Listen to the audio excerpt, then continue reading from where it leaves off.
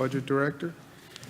It was another long and ugly night in the United States of America last night, as it was in New York State. Day 97 of the coronavirus crisis, day 12 of the civil unrest dealing with the aftermath of Mr. Floyd's murder. And this, my friends, is a dangerous combination, colliding crises, compounding each other. But our job is to address what is presented, and this is the reality that is presented, and this is what we will deal with. On the coronavirus situation, there's a lot to learn from what we just went through, and I believe it's a transformative situation for society and something we can really learn from going forward. Coronavirus was a medical issue, was a public health issue, was an economic issue, but more than anything, it was a social issue. It was about how people behave, right? And to address coronavirus, what we really had to do was change society. It was not a government operation. It was not something I could do governmentally. People had to do it. Government could provide leadership, and we had an operational component, but it was about people making the changes that had to be made. They had to accept it, they had to understand it, they had to change their behavior. That is a monumental undertaking, always. Social change. When does social change happen? Social change happens when people are presented with the facts. They understand the facts, they believe the facts, there's a plan forward based on the facts, and people care enough to make a difference. With coronavirus, I sat up here every day and I said, here are the facts. Here are the number of deaths. Here are the hospitalizations. This is what we're looking for. Here's a plan that I think can take us forward based on those facts. People were motivated because it was about life and death and about their life and death and about their family's life and death. And we went forward. Compare that coronavirus situation to the situation we're in with the social unrest we see. People have seen Mr. Floyd's murder. They're watching what's going on the streets every day. And they're saying enough is enough. And it's what they are seeing and what they know that is disturbing. And we're going to show you again, for those of you who haven't seen, a scene from Buffalo and a scene from New York City, because this is a story all across the state.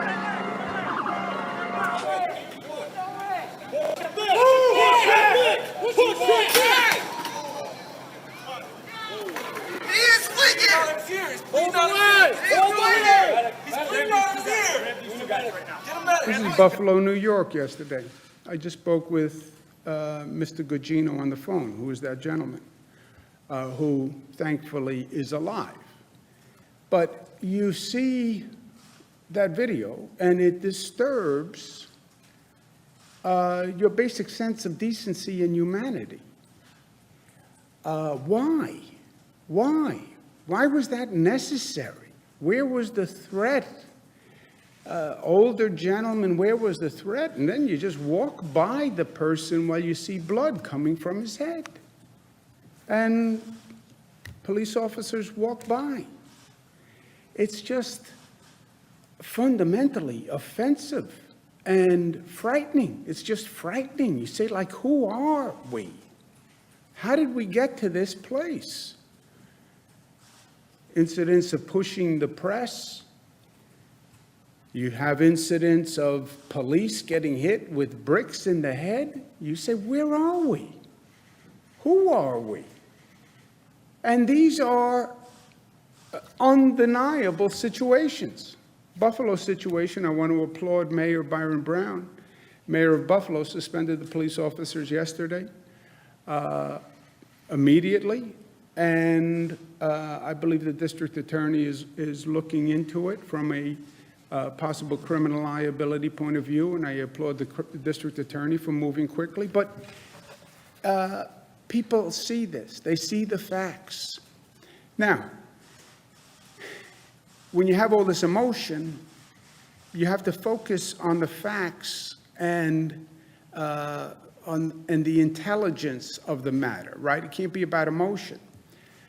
Of course, police must protect the public safety, and police must protect themselves. That's a fact. Of course, there are also cases of police abuse and the abuse of power. That's a fact. You can have two coincident facts.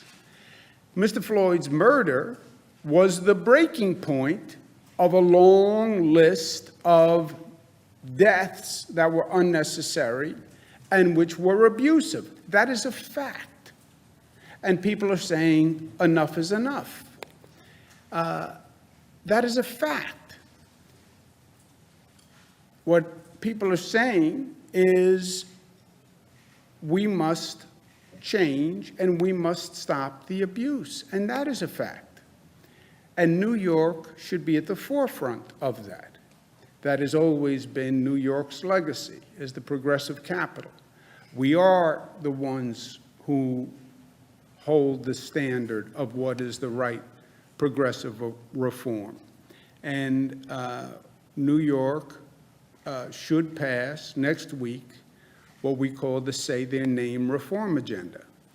Say Their Name reform agenda comes from the long list of names of people who we have seen who have been abused by police officers, by the criminal justice system. And Mr. Floyd is just the last name on a very long list. Fine, enough is enough. Change the law, take the moment, reform. There are 4 cornerstones for our Say Their Name reform agenda. 1, transparency of prior disciplinary records of a police officer. If they're being charged and investigated for abuse, their prior disciplinary record is relevant. And by the way, it's relevant one way or the other. If there were no other disciplinary proceedings, that can exonerate the person who is charged.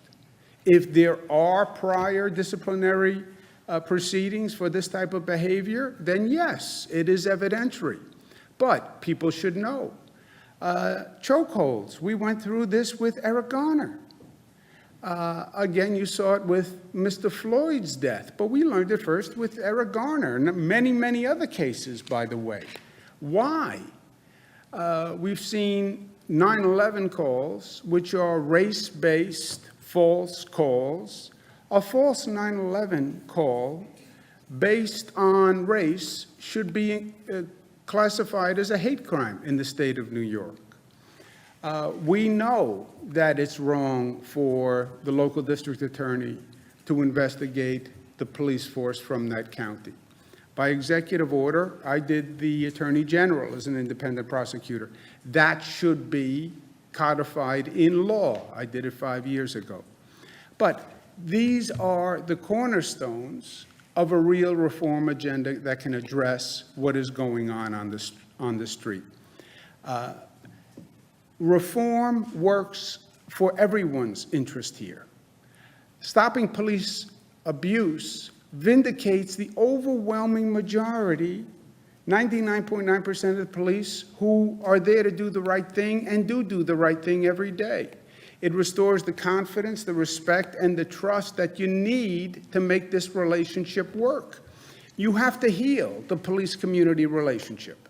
That has to happen for the sake of the police and for the sake of the community.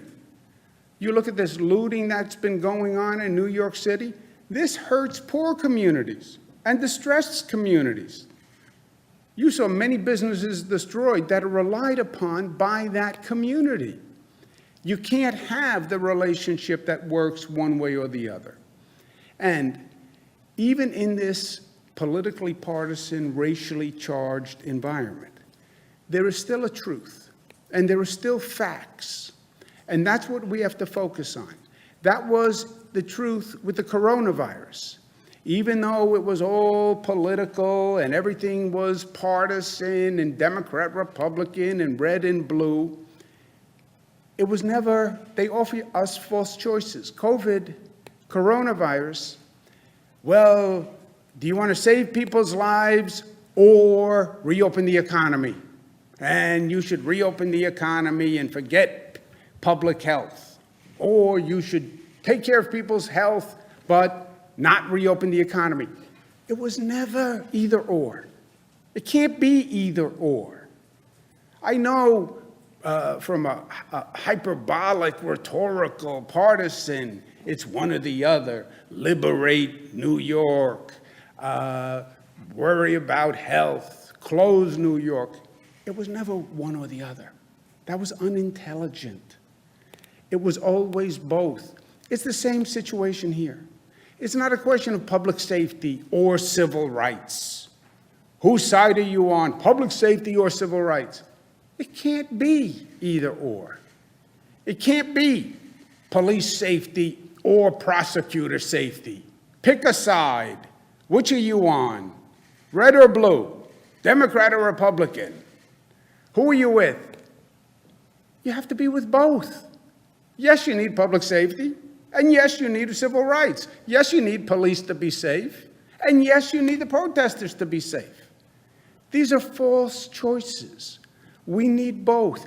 Even in this hysterical moment, you need to be able to hold two truths in your hands at the same time.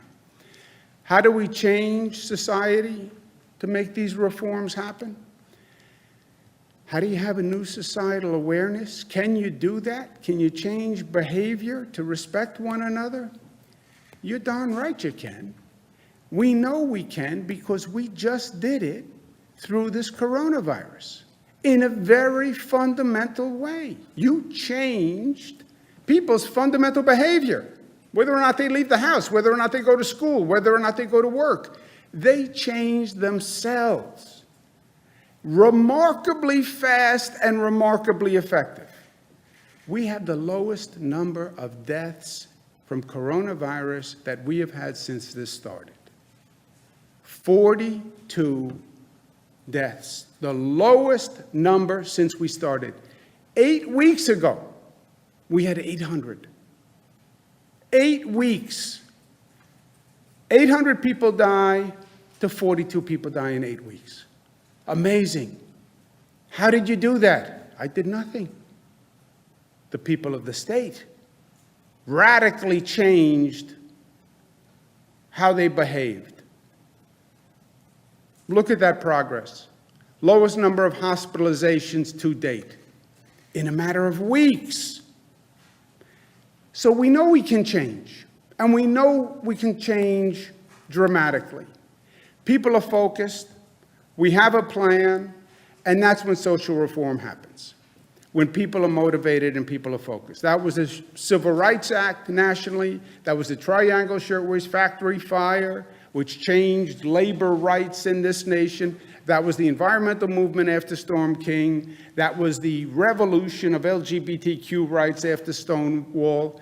That's what we just saw in coronavirus, which will go down in history as one of the great transformational moments of society. And this is a moment to lead in terms of social change. And we will do it because we are New York tough, smart, united, disciplined, loving, and that is what the moment requires. Thank you. Questions? Yesterday night, we saw medics and lawyers, peaceful observers, delivery drivers, all be arrested and be assaulted by police officers. At this point in time, do we think that the curfew is serving its initial purpose of protecting the public, and should we rethink it at this point? Curfew is a local decision. As you know, it's made by mayors across the state. I support their decisions. The police need to protect the demonstrators, protect public safety, but they need to deal with the looters. And what the looters are doing, what looting is people exploiting the fact that police are busy. Oh, police are busy, we can now go loot because the police are busy with the protesters. The curfews are designed to let the police be in a position where they can stop the looting. And that has been a serious problem in many cities. The first answer is deploy enough police. A place like New York City, you can do that. You have 36,000 police. Some cities, you don't have enough police. You don't have a size of a force that can do everything. But that's a local decision. And look, it has been better over the past few days. You look at New York City, looting, it was on the edge of chaos, on the edge of chaos. And now you have people who, a police force in the city that is adequately deployed. You have enough police. It's they have a better management plan, and you have not seen the looting the past couple of days. But with all... The entire protests have been sparked by the over-policing of Black and brown communities. Why is it that more law enforcement is needed when the thing that they're protesting against? Have you seen the videos of the looting? I've seen the videos of the looting. Okay. So if that was your videos of business that was reporters getting just pushed. destroyed, or your house that was just destroyed, you would understand why you need police, because your house was just destroyed. Governor, with all due respect, you announced the curfew with Mayor de Blasio. Yes. So what is your opinion about this? The clashes that you have just highlighted are in large part because of the enforcement of the curfew. Do you think the curfew is serving its purpose at this point, or should it be canceled? It has been canceled in other cities. Yeah, well, let's just, I know you're the Times, but you don't get to make up your own facts, right? Okay. The curfew is a local decision, right? It is not a state curfew. It's a local curfew. Cities put the curfew in. I do not put the curfew in. You are right. I announced the curfew with Mayor de Blasio in New York City after a night of looting and craziness at 11 o'clock. The mayor then revised the curfew, right, to 8 o'clock and extended it, which I had nothing to do with. As a matter of fact, right? Mr. Jesse? Yes, that's the fact. So start with facts. That's what I'm trying to say. Start with facts and then have an opinion. If you have your own facts, then you have your own opinion. But people, let me finish. People don't get to have their own facts because then you have all these different opinions because they have their own facts. So New York Times or not, you still have to have facts. Your facts were wrong. These are the facts. It's a, hold it. It's a city decision. I announced the New York City one with the mayor at 11. He then went to 8 o'clock and has extended it, which I've said nothing on. I support the mayor's decisions. They are on the ground. They're working with their local police department. If they believe a curfew is necessary, I support their decisions. So you believe it's still a good idea I despite these clashes? I support the mayor's decisions. I think the looting and the rampant criminality was much worse. The situation we were in New York City, which spurred the curfew, was much worse. And what we have seen over the past couple of days is better in New York City. Better. It is better, and that's undeniable, by the way. Governor, on Buffalo, do you think the officers involved in that incident should be fired by the city? And as a follow-up, when you first saw that video, what was your reaction? I was sick to my stomach. Sick to my stomach. It was the same feeling I've had for 90 of the past nights when I would get the death total from coronavirus. I would physically get sick to my stomach. And when I saw the video, I got sick to my stomach. Not to be overly graphic, but that is the answer to your question. I think Mayor Brown was 100% right in suspending the police officers last night. I think he acted quickly and appropriately, and I applaud that. The firing is then a contractual collective bargaining question, right? How do you go from suspension to firing by that contract and the process? But I would say, I think the city should pursue firing. And I think the district attorney should look at the situation for possible criminal charges. And I think that should be done on an expeditious basis. We saw in Minneapolis that people want answers and they want accountability and they want to quickly, the wheels of justice move slowly. Yet they don't have to. They can move fast. You can turn the crank faster. And I would encourage the district attorney not to do what happened in Minneapolis, which was the delay itself caused issues. Remember, the district attorney came out and said initially, well, there's other evidence that suggests something else. People don't want vagary. People are upset. They're angry. They're frustrated. Give me an answer. Give me an answer quickly. Explain it to me. If there's something that I don't know, tell me what you know. I'm tired of secrets by government. So I would encourage the district attorney to move quickly and fairly, but quickly. And I think the mayor should, the police chief, should pursue firing and go through whatever process they have to go through. But again, look, the mayor suspended those two cops very quickly, and I respect that. Are you considering going out to any of these protests in either a show of solidarity to both the protesters and the police, as you have made a distinction between the two? But there have been protests in Albany. There's one scheduled in nearby Troy for Sunday, or even New York City, Buffalo, Rochester. Do you think that would be helpful to both the cops and the protesters if you were out there? Yeah, well, I'm talking to everyone right now. I'm also talking to the legislature about a session that's going to happen on Monday. And that's going to be a focus over the weekend. But we'll see how it goes. Sir? But Governor, we've seen other leaders out there. Transcends race when it comes to this issue, and that is based on what the fundamental function of a police officer is. It attracts a certain percentage of people with toxic personality traits like hyperaggression. Is that true? And if so, is there any way to actually address that legislatively?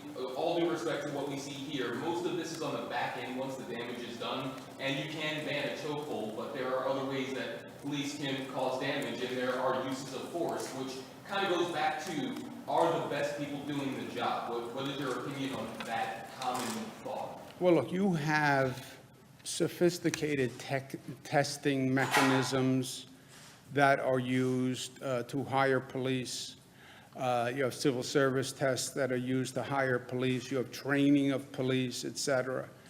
I don't know that there's any credence in that this occupation attracts a certain type of person. Look, to be a police officer is truly public service, and I have total respect for the occupation, and I have total respect for the people who do it. This is a tough job. It is a tough job, and you put your life in harm's way. There's no doubt about that. And also, look at this circumstance. Today, with these video cameras and telephones that have cameras, everything winds up being videotaped, right? Everything. I can tell you just personally, everything gets videotaped. You're walking in a parade, you scratch your ear, and, that's on the nightly news. Everything is videotaped. So, and remember what's happening here. I already said the Attorney General is going to investigate the police conduct. So the Attorney General is investigating in real time. This is like, new age reality TV. You have these videos.